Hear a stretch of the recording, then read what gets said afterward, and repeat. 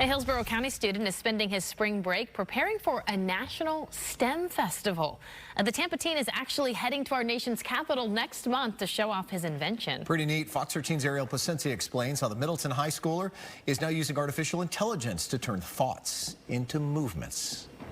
Raise your hand if you've ever thought about the neurological process behind, well, raising your hand. Trying to get a computer to understand what your brain is trying to think is really hard to do. But Tampa teen Rudra Patel was up to the challenge. Think about this. In order to raise your hand, your brain sends signals to your spinal cord, which then tells your arm to move. But for someone with spinal cord damage, could the brain and the arm still be connected in some way? The answer: artificial intelligence, or AI. Basically like an external nervous system if your internal one is kind of damaged. The Middleton High Schooler created a device called NIMBL, or Neurological Interface for Mind Body Linkage. It all starts with the brain thinking, I want to raise my hand.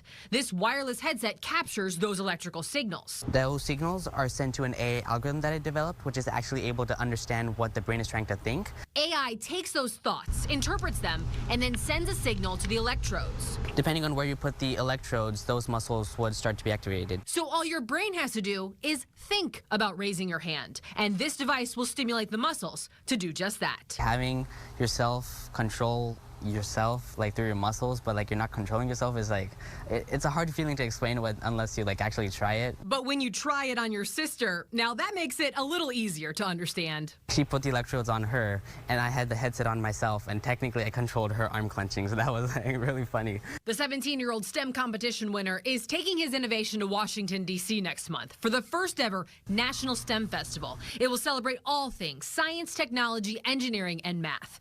And while the product is not ready to be rolled out to the public just yet, Patel has high hopes it will be a game changer for those with paralysis down the line. I'm really proud of what I did, and I am looking forward to seeing how I can develop this further. In Tampa, Ariel Placencia, Fox 13 News. What an impressive young man. He says he wanted to create something a little bit more affordable than just prosthetics. And right now his invention costs less than $500, but he's working on lowering the cost even more.